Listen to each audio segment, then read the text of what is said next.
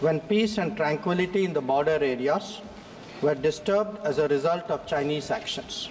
The House is well aware of the circumstances leading to the violent clashes in Galwan Valley in June 2020. Honorable Speaker, sir, the contemporary phase of our ties with China dates back to 1988. Honorable Speaker, sir, I rise to apprise the House of some recent developments in the India-China border areas and their implications for our overall bilateral relations. The House is aware that our ties have been abnormal since 2020, when peace and tranquility in the border areas were disturbed as a result of Chinese actions. Recent developments that reflect our continuous diplomatic engagement since then have set our ties in the direction of some improvement. The House is cognizant of the fact that China is an illegal occupation of 38,000 square kilometers of Indian territory in Aksai Chin as a result of the 1962 conflicts and the event that preceded it. Furthermore, Pakistan illegally ceded 5,180 square kilometers of Indian territory to China in 1963, which has been under its occupation since 1948. India and China have held talks for multiple decades to resolve the boundary issue. While there is a line of actual control, LAC, it does not have a common understanding in some areas. We remain committed to engaging with China through bilateral discussions to arrive at a fair, reasonable, and mutually acceptable framework for a boundary settlement. Honourable members would recall that the amassing of a large number of troops by China along the LAC in eastern Ladakh in April-May 2020 resulted in face-offs with our forces at a number of points. The situation also led to disruption of patrolling activities. It is to the credit of our armed forces that, despite logistical challenges and the then prevailing COVID situation, they were able to counter-deploy rapidly and effectively. Honourable Speaker, sir, the House is well aware of the circumstances leading to the violent clashes in Galwan Valley in June 2020. In the months thereafter, we were addressing a situation that had not only seen fatalities for the first time in 45 years, but also a turn of events serious enough for heavy weaponry to be deployed in close proximity to the LAC. While a determined counter-deployment of adequate capability was the government's immediate response, there was also the imperative of a diplomatic effort to diffuse these heightened tensions and restore peace and tranquility. Honourable Speaker, sir, the contemporary phase of our ties with China dates back to 1988, when there was a clear understanding that the Sino-Indian boundary question will be settled through peaceful and friendly consultations. In 1991, the two sides agreed to maintain peace and tranquility in the areas along the LAC, pending a final settlement of the boundary question. Thereafter, in 1993, an agreement was reached on the maintenance of peace and tranquility. Subsequently, in 1996, India and China agreed on confidence-building measures in the military field. In 2003, we finalized a declaration of principles of our relations and comprehensive cooperation, which included the appointment of special representatives. In 2005, a protocol was formulated on modalities for the implementation of confidence-building measures along the LAC. At the same time, the political parameters and guiding principles for the settlement of the boundary question was agreed to. In 2012, a working mechanism for consultation and coordination, WMCC, was established, and a year later, we reached an understanding on border defence cooperation as well. Speaker, sir, the purpose of my recalling these agreements is to underline the elaborate nature of our shared efforts to ensure peace and tranquility, and to emphasize the seriousness of what its unprecedented disruption in 2020 implied for our overall relationship. The situation arising after our counter-deployment in 2020 called for multiple sets of responses. The immediate priority was to ensure disengagement from friction points so that there would be no further untoward incidents or clashes. This, has been fully achieved, as I will explain. The next priority will be to consider de-escalation that would address the massing of troops along the LAC with associated accompaniments. It is also evident that the management of border areas will require further attention in the light of our recent experiences. In all of this, we were and we remain very clear that the three key principles must be observed in all circumstances. One, both sides should strictly respect and observe the LAC. Two, neither side should attempt to unilaterally alter the status quo.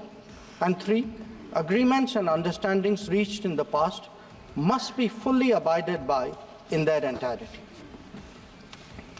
Honourable members would appreciate that as a result of the sustained tension and specific developments in the border areas, our overall relationship with China was bound to be impacted adversely. In the new circumstances, it was obviously not possible to continue the normal exchanges, interactions, and activities as in the past.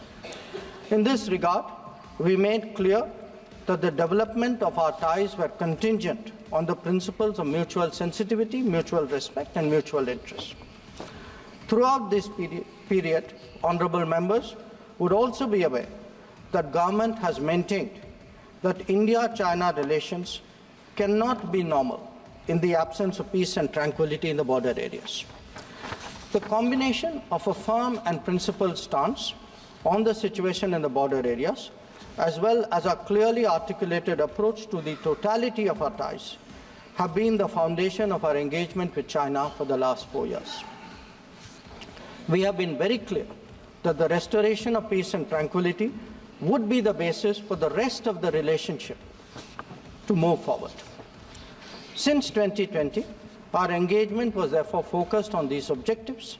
This took place at various levels involving different arms of the government. I myself have had meetings with my Chinese counterpart, as indeed has my senior colleague, Raksha Mantriji. Our NSA has also engaged his Chinese counterpart, both being special representatives on the boundary question. More detailed discussions were conducted by the Working Mechanism for Cooperation and Coordination, WMCC, at the diplomatic level. Its military counterpart was the Senior Highest Military Commanders Meeting, SHMC mechanism.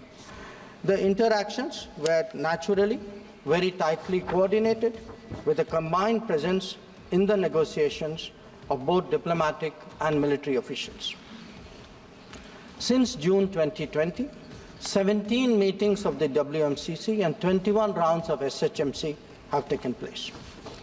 So, in this background, I would like, sir, to inform the House today about the agreement reached on 21 October 2024 regarding Tepsang and Demchok. The twin considerations of an unstable local situation and an impacted bilateral relationship were clearly the drivers for these recent endeavours. These two areas have been the focus of our discussions in both WMCC and SHMC with the Chinese side since September 2022, when the last disengagement agreement was concluded at Hot Springs area. In the lead-up to the October 21 agreement, I had discussed both the specific disengagement issue as well as the larger relationship with my Chinese counterpart in Astana on 4 July and Vientiane on 25 July. Our national security advisors, ours and the Chinese, met in St. Petersburg on 12 September, and the problem in these two areas pertained primarily to obstructions of our long-standing patrolling activity. In Demchok, there was also the question of access by our nomadic population to traditional grazing grounds as well to sites of significance to the local people. As a result of this recent understanding, arrived at after intensive negotiations, resumption of patrolling to the traditional areas is underway. It was initially tested by sending out patrols for verification of disengagement on the ground and is being followed up by regular activities as per the agreed understanding. Following the October 21 understanding, Prime Minister and President Xi Jinping had a meeting on the sidelines of the BRICS summit in Kazan on October 23. They welcomed the understanding and directed the foreign ministers to meet and stabilize and rebuild the relationship. The special representatives are also to oversee the management of peace and tranquility, besides exploring a fair, reasonable, and mutually acceptable solution to the boundary question. In pursuance of that, I recently held discussions with Foreign Minister Wang Yi again on the sidelines of the G20 summit in Rio de Janeiro on November 18. Raksha Mantriji has also met the Chinese Defense Minister Dong Jun at the ASEAN Defense Minister ADMM Plus meeting in Vientiane on November 20. The two ministers discussed progress on the recent agreement on disengagement, the need to address de-escalation, and the requirement of strengthening confidence-building measures. They agreed on the importance of continuing meetings and consultations at various levels. Sir, the House will remember that on October 21, the October 21 agreement is the latest in the series of an understanding in regard to the resolution of the situation at various friction points in eastern Ladakh. In the aftermath of the events in May-June 2020 and the initial disengagement in Galwan Valley in July 2020, there was a foreign ministers meeting in Moscow in 10 September 2020. The government's position at that time was that the immediate task was to ensure comprehensive disengagement of troops in all the friction areas. It was emphasized that the large concentration of troops along the LAC was not in accordance with the 1993 and 1996 agreements. The Indian side, it was made clear, would not countenance any attempts to change the status quo unilaterally. We also expected that all agreements and protocols pertaining to the management of the border areas would be scrupulously followed. Sir, through you, I would like to inform the House that disengagement has been achieved in full in eastern Ladakh through a step-by-step process, culminating in Depsang and Demchok. With the task of disengagement completed, it is now our expectation that discussions would commence with regard to the remaining issues that we have placed on the agenda.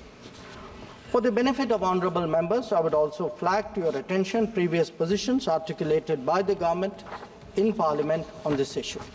On 15th of September 2020, Raksha Mantriji had made a detailed statement on Chinese attempts to transgress the LAC and the appropriate response given by our armed forces.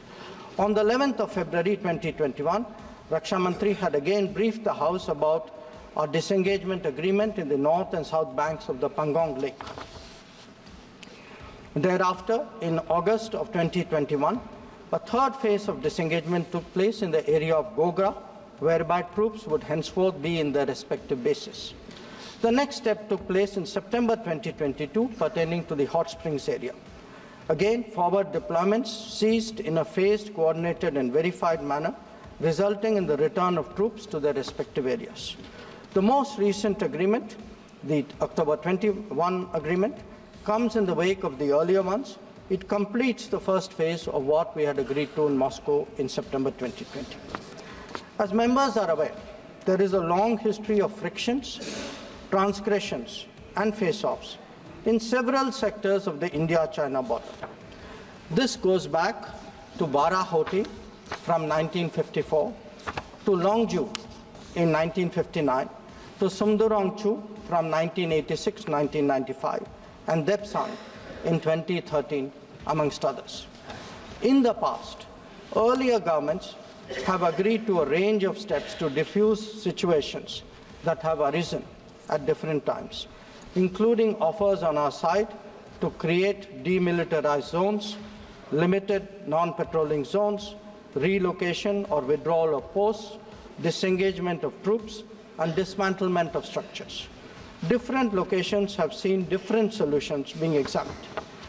Where the October 21 understanding is concerned, our objective has been to ensure patrolling as in the past to the relevant patrolling points, as well as resumption of grazing by our civilians as per long-standing practice. This is indeed what we have agreed upon in regard to Depsang and Demchok. In a few other places where friction occurred in 2020, steps of a temporary and limited nature were worked out based on local conditions to obviate the possibility of further friction.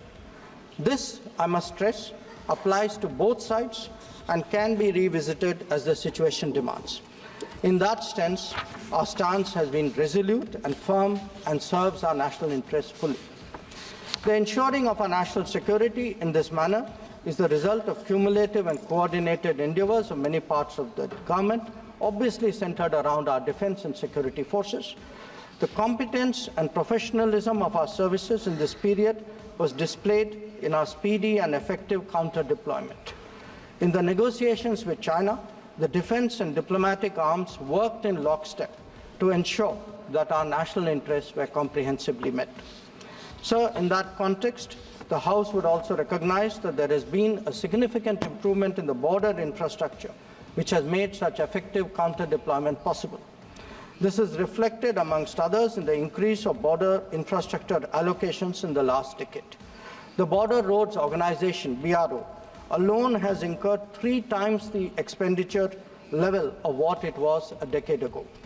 Whether it is the length of the road networks, of the bridges, or the number of tunnels, there has been a substantial increase over the earlier period.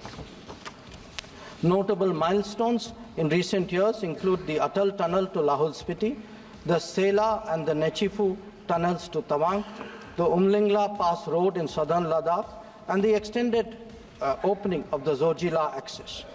The work is progressing on some strategically important roads and airfields in Ladakh.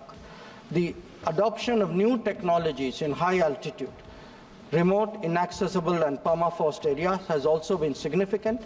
All of this reflects the government's firm commitment to protecting our borders and ensuring that our armed forces get the facilities and the logistical support that they deserve. Finally, sir, let me share with honourable members our expectation regarding the direction of our ties with China in the near future. Our relationship had progressed in many domains, but was obviously negatively affected by recent events. We are clear that the maintenance of peace and tranquility in border areas is a prerequisite for the development of our ties. In the coming days, we will be discussing both de-escalation as well as effective management of our activities in the border areas. The conclusion of the disengagement phase now allows us to consider other aspects of our bilateral engagement in a calibrated manner, keeping our national security interests first and foremost. In my recent meeting with Foreign Minister Wang Yi, we reached an understanding that the special representatives and the Foreign Secretary level mechanisms will be convening soon. I thank you, sir, and the honourable members for their attention, and I am confident that the government has the full support in addressing the complexities of this important issue.